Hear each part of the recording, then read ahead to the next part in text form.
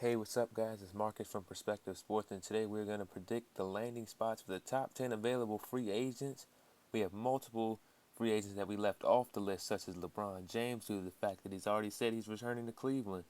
Andre Drummond, because Detroit will match any offer he is given, and Dirk Nowitzki, who is very loyal and is returning to Dallas.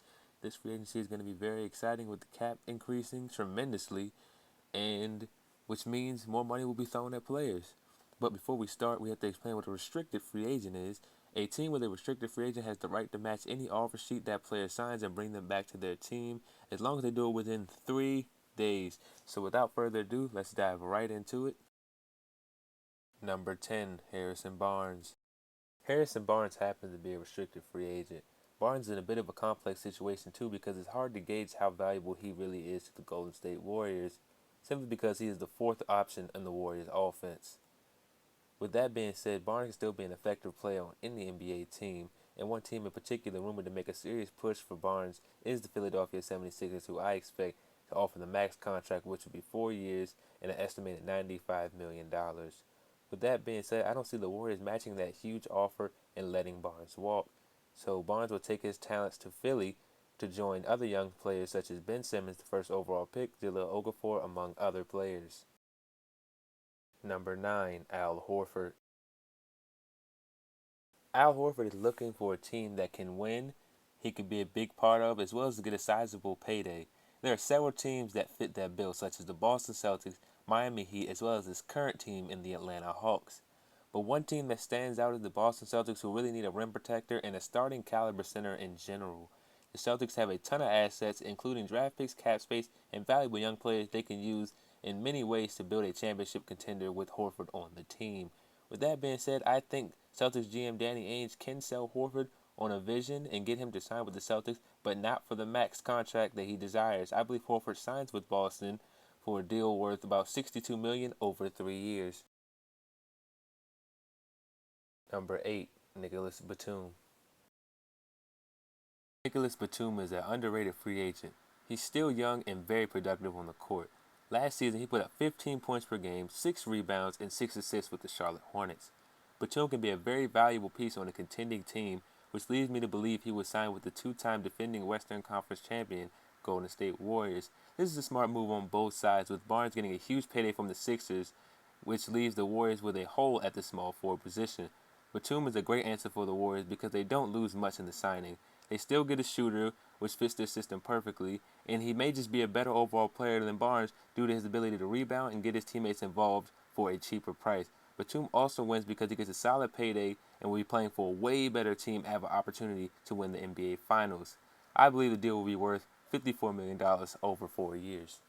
Number 7, Rajon Rondo. Nowadays, Rondo can be thought of as an afterthought, which is completely unreasonable. Rondo still led the league in assists with 12 per game to go along with 12 points on a really bad team in the Sacramento Kings. But one of the best destinations for him would have been the New York Knicks, but they just acquired point guard Derrick Rose from the Chicago Bulls in a surprising move. And with that, Rondo already had limited destinations, and it narrowed his list to about one team where he'd be able to be one of, if not the best, but a top 2 player on the team, and that's the Brooklyn Nets. This is a good move for both the Brooklyn Nets and Rajon Rondo because Brooklyn finds a much-needed point guard to lead the team, and Rondo can get a sizable payday from the Nets. I believe the deal will be worth $41 million over 3 years. Number 6, DeMar DeRozan. DeMar DeRozan, despite his desire to play for the Los Angeles Lakers, being from Compton, California, the Lakers don't have the talent to intrigue him, and with that being said, DeRozan has said himself that he'd like to remain with the Toronto Raptors, and he is in line to receive the max deal from the Toronto Raptors. The deal is likely going to be worth $129 million over 5 years. Number 5, Bradley Beal. Bradley Beal is another restricted free agent. Beal is expected to be another young player pursued heavily by the 76ers, but with the Wizards already having a top 5 backcourt, they won't allow Beal to leave, even if he's had multiple injuries that's kept him out over 41 games over the past 3 seasons. The Wizards are also still trying to get their names into the Kevin Durant sweepstakes. Losing to one of the best young players in the NBA is definitely not going to make Durant change his mind about being interested in DC. His deal will be identical to Barnes in a 4-year, estimated around $95 million. Number 4, Mike Conley. Mike Conley is in a weird position because although the Memphis Grizzlies aren't a top team in the West, they aren't one of the worst either. They're kind of stuck in the middle, which could lead Conley to leave in free agency for a team with either more cap space and or appeal, which leads us to teams such as the Dallas Mavericks, the New York Knicks, although unlikely because of their recent acquisition of Derrick Rose, and the Houston Rockets, just to name a few. Although these teams aren't better than the Memphis Grizzlies, these teams either have young talent and or a better free agent appeal to land top free agents. With all that being said, I believe Mike Conley will decide to take his talents to Dallas, Texas to join the Mavericks, who are in need of a point guard, and with owner Mark Cuban, who isn't afraid to spend money to win, are willing to pay the max to get a top-tier player such as Mike Conley. I believe the Conley contract will be worth over $104 million over 4 years, which is the max deal. Number 3, Dwyane Wade. I know it's hard to imagine Dwyane Wade leaving South Beach, but it's now a strong possibility since his negotiations with the Miami Heat haven't gone so well. Wade's representatives have let multiple teams around the league know he is gauging interest. I see Wade being a good fit for two teams in particular, one being the San Antonio Spurs and the other being the Cleveland Cavaliers. But neither team have the cap space to pursue Wade at the amount of money he wants, which is between 15 and 20 million per season. With that being said, Wade may consider leaving Miami to join one of the two aforementioned teams, simply because the Spurs have the best coach in the NBA in Greg Popovich and are consistent contenders for the title every year. Also, the Cleveland Cavaliers, not only the NBA defending champions, having a good roster, they also have LeBron James, one of Wade's best friends, who took his talents to South Beach to help Wade win the finals in 2012 and 2013. And the idea of a reunion on LeBron's stomping ground could intrigue Wade. But I think the Miami Heat and Dwyane Wade will agree on another short-term extension that will keep him in a Heat uniform. The deal will be a 3-year deal with a player option to opt out after year 2, valued at about $52.5 million. Number 2, Hassan Whiteside. Another Miami Heat player in Hassan Whiteside is set to hit the free agency market on July 1st. Although Whiteside wants to remain in the Heat uniform, some people inside the Miami Heat organization don't view him as a max contract player, which could lead him to leave in free agency, with teams such as the Dallas Mavericks, Los Angeles Lakers, Boston Celtics, and Portland Trail Blazers lining up to offer the young big man a max deal. With a bunch of teams offering Whiteside the max, I only see 3 teams that can steal him away from Miami, and those teams being the Boston Celtics, who have a ton of assets to build around him with, the Dallas Mavericks, who have a veteran players and a bunch of cap space to sign one more max player to play alongside him, and the Portland Trail Blazers, who have a top 5 backcourt.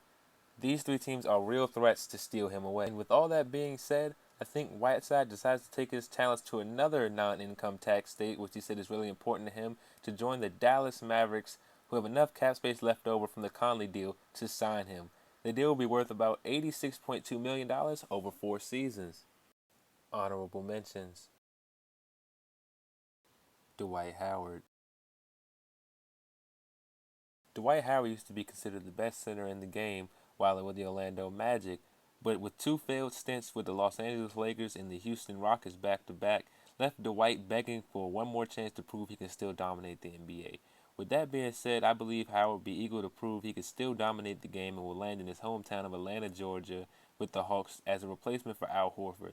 Howard's deal won't be for the max, but I believe it will be upwards of it, with the deal being worth over $104 million over 4 years. Jeremy Lin. Although Jeremy Lin hasn't lived up to the Linsanity hype, he's still a good player in the NBA. Although he has picked up interest from around the league, I think he'll stick around in Charlotte for a little while longer, with the deal being worth over $25.5 million over 3 years. Joakim Noah. Joakim Noah is all but guaranteed to leave Chicago due to his dissatisfaction with the front office, and it appears the Bulls have already found a replacement in Robin Lopez, who they acquired in the Derrick Rose trade. Noah has gotten interest from teams such as the Los Angeles Lakers, New York Knicks, and Washington Wizards, but with Noah eager to negotiate with the New York Knicks, who not only need a starting caliber center, they also have the cap space to spend extra to get him. I think Noah would jump at the opportunity not only to play with his old point guard in Derrick Rose, but also with small forward Carmelo Anthony and last year's rookie sensation Kristaps Porzingis. The deal will be worth about $74 million over 4 years, in my opinion. Now on to our number 1 free agent, Kevin Durant. every team wants in the Kevin Durant sweepstakes, but Durant has only agreed to meet with 6 teams, with the first being his current team in the Oklahoma City Thunder, and the others being Golden State Warriors, the San Antonio Spurs, the Boston Celtics, the Los Angeles Clippers, and the Miami Heat, which are all great landing spots for Durant. There are 3 teams I believe Kevin Durant will take a closer look at. The first team being his current team in the Oklahoma City Thunder, who recently traded power forward Serge Ibaka to Orlando for guard Victor Oladipo, power forward Ersan Ilyasova, and power forward Domantas Sabonis, a trade that made the Thunder a lot better. The second team is the San Antonio Spurs, who have a culture of winning and are preparing for the future as stars Tim Duncan and Manu Ginobili are in their last year or even year. And the final team being the Boston Celtics have a boatload of assets who they can trade to build a win-now team around Kevin Durant and find win-now players. They also have the money to sign another big player in free agency. With all this being said, I believe Durant will decide to play for the Boston Celtics next season. Durant will look at how the original Big Three was built practically overnight in Boston, and he won't be walking in alone either. Durant still has All-Star guard Isaiah Thomas and former All-Star center Al Horford on the team. Durant may also want to experience life without Russell Westbrook, although they are still good friends. Boston is the perfect fit for Durant simply because he will be the go-to guy and the main attraction on a title contender, which is the main reason he would cut Golden State off his list early in the free agency process. KD is likely to sign a one-year deal at first, which will make him about $25.88 million with Boston, and then sign a new deal where the salary cap is expected to jump drastically in 2016-2017, and that deal will be worth over $177.2 million over 5 years. Hope you guys enjoyed our predicting the destinations for the top 10 free agents. We even threw in some honorable mentions for you guys. I thought it'd be interesting to throw in the numbers to give you an idea of what some of the contracts would look like. Please like and subscribe, and feel free to leave suggestions of things you'd like us to talk about in the future.